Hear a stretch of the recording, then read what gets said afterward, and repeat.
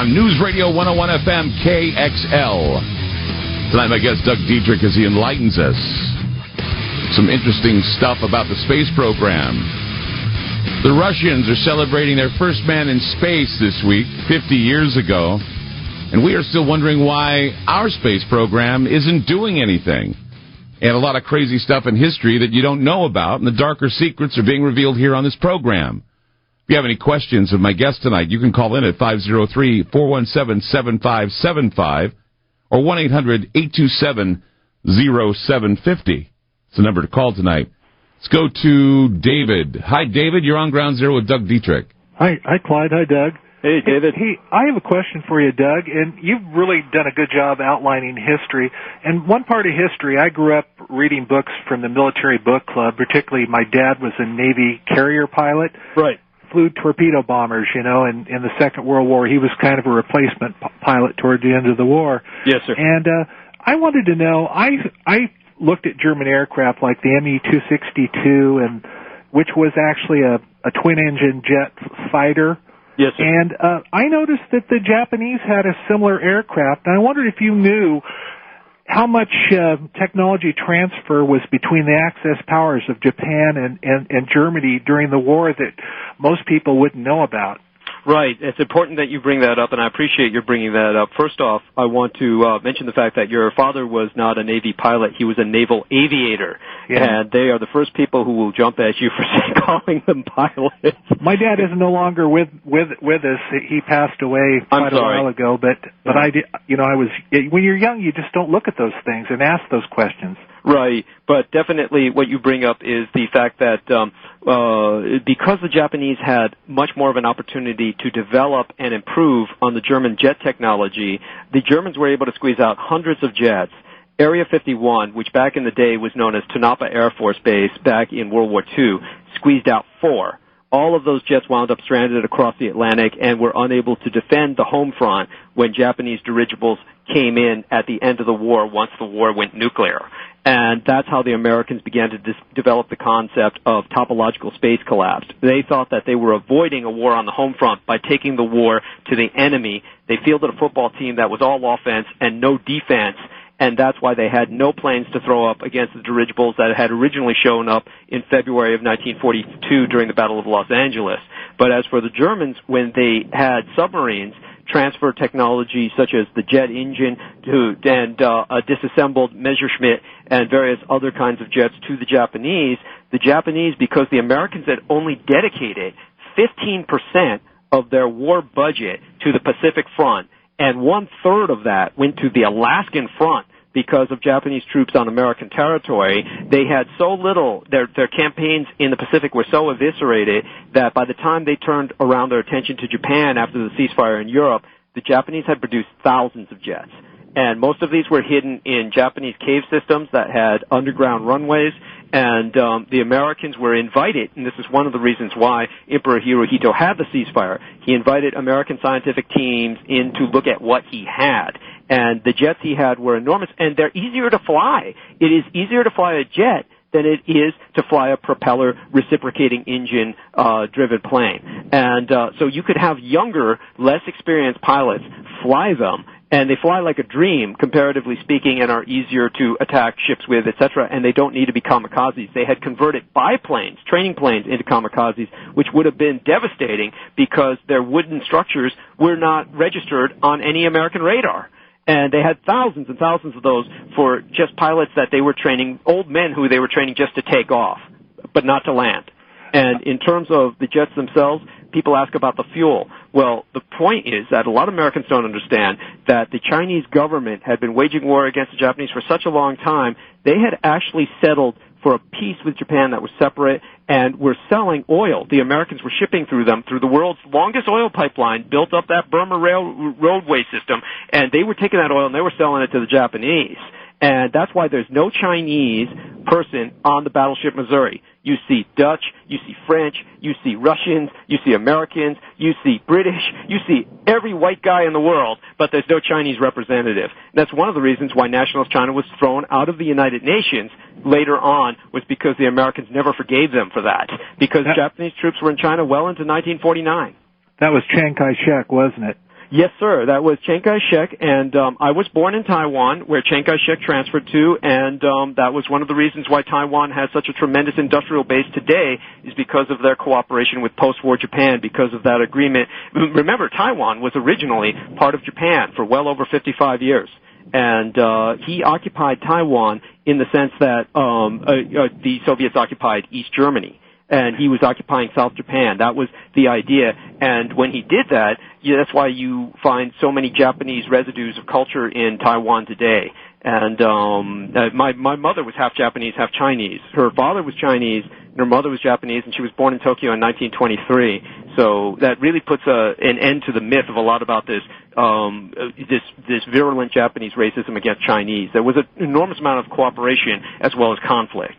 Doug, just one last comment. I've seen pictures of those Japanese submarines that had seaplane tenders. They were huge. Yes, sir. They were 400 feet long. They were the largest submarines ever built by mankind until the advent of the nuclear sub. They had extremely long ranges because they traveled with a fleet of smaller, more conventional submarines that were dedicated. We'd have one entire smaller submarine that was an average size, dedicated to nothing but water tender. You'd have another one that was dedicated to nothing but fuel oiler, and then you had another one that was dedicated to a medical and medevac ship, and then another one that would carry nothing but toiletry supplies. So with a fleet like that of about 30 other submarines, the Americans were hunting them well after the 1945 ceasefire. That's why the Americans were using atomic depth charges, testing atomic bombs all over the Pacific. Thousands of miniature experimental types of ordnance, as well as hundreds of atomic and hydrogen bombs were scattered all over the Pacific while the Americans were trying to hunt these subs down. They poured it in two areas. Davao in southern Mindanao, which is the Muslim Philippines, where the Muslims hated the Americans and sided with the Japanese, and there was a huge Japanese city there, a huge Japanese population in Davao, D-A-V-A-O, and the Muslims loved the Japanese because the Americans had killed 3 million of them in 1898 during the Spanish-American War. So the Muslims, that was the first modern genocide in history, and the Muslims never forgave the Americans for that. And the other place where the Japanese poured it was in Sao Paulo, Brazil, where you had the largest Japanese population in the world outside of Japan, 200,000 Japanese as opposed to Americans, 100,000 that they put in internment camps. And there was a big civil war amongst that Japanese population as to whether to side with the emperor or to be pure Brazilian and kind of like go along with the flow. But the side that was dedicated to emperor worship won out, and Japanese submarines, the super submarines, were porting there all the way up to 1951 and threatening the United States with attack. Well, thanks for taking my call. Thank you, David, for calling in tonight. Thank you so much. So, Doug, you know, we're going through history. We've gone through the war effort. We've gone through the beginnings of all of this so-called space programs, from the war machines to the biocidal dirigibles to flying saucers provided by the Nazis to Werner von Braun, the Russians, and how they were advancing, and then Sputnik gets launched. Yeah. Why was there such a commotion out of something as big as a grapefruit going through space? Because when the Soviets were able to get that out of orbit, then the American military-industrial complex found a good, convenient excuse to ratchet up a lot of employment for a lot of people, and it worked out well for everyone in a capitalist economy. They were able to say, hey, look, they've got that up there. Now let's look at the positive out of that. Kennedy said we need engineers, we need to reach the moon. So you had one of the most fantastic public educational school systems develop at that time as a result of trying to squeeze out people educated in math and geared towards an engineering background. That's how you had the silent generation come about, of people who just wanted steady jobs. But isn't it true, though, that Kennedy, when he was talking about the moon mission, that what he was really talking about is he wanted a joint Soviet space program because he wanted to team up with the Soviets so that we could get in good with them because their space program was far superior to ours? It's an interesting point because I have never run into a document which stated that. I have, in all of the time that I was working with military documents, that might have fallen through the cracks of anything that I saw. It might have been off my radar because it was a diplomatic level document, conceivably, but I never saw anything to that effect. Because that has always been the secret. That for some reason there was some secret about the Soviet and the United States saucer technology programs, and that's why people say, well, Kennedy was going to break the story on aliens, and he was going to tell the world that there are aliens out there.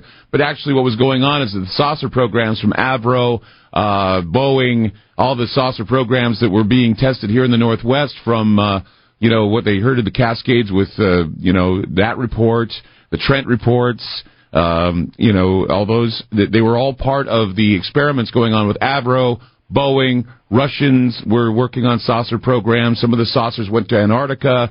It's just some amazing stuff about possible technologies that were reverse engineered. And then the rocket programs were being focused on to start bringing the Soviets into the space program, which wasn't a space race. It was a way for the Americans to say, wait a minute, they are racing against us. There really wasn't a space race. It was like an athlete. It's like a fat kid walking up to an athlete and saying, I can beat you in a race. Well, I think it's important to emphasize that a lot of this is being brought up by people like Richard Hoagland, who in a sense have an agenda, and the agenda that Richard Hoagland wants, it's a noble agenda, is to have mankind in space. He wants mankind cooperating for this noble effort as opposed to killing each other. We've ignored space, though, Doug. It's not going to happen. Well, look, we're here now in 2011. Space is not even anywhere. I mean, they're going to come to us if we're not going to go to them. Well, definitely what I need to bring up is the fact that space hasn't been ignored in the military sense. There's people, and hopefully we will hear, not in a morbid sense for any sense of sadistic gratification, but in a sense for the respect of human endeavor. We will hear the sounds tonight of astronauts, cosmonauts more specifically, who have died because space is a very large hole, and the Russians were trying to fill it with a lot of bodies, just the way historically they have always thrown bodies at their problems.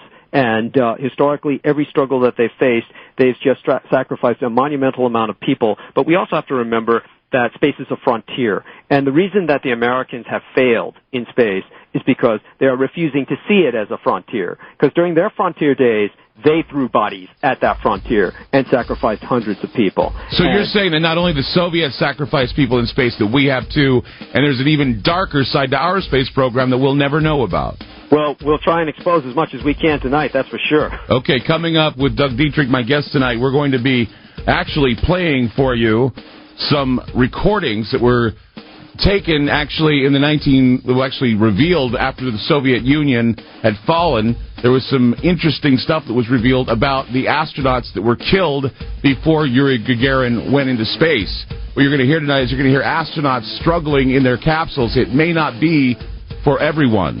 I do want to tell you that it's not for the faint of heart for most, but it's an interesting thing to listen to anyway. 503-417-7575 or 1-800-827-0750. We're News Radio 101 FM.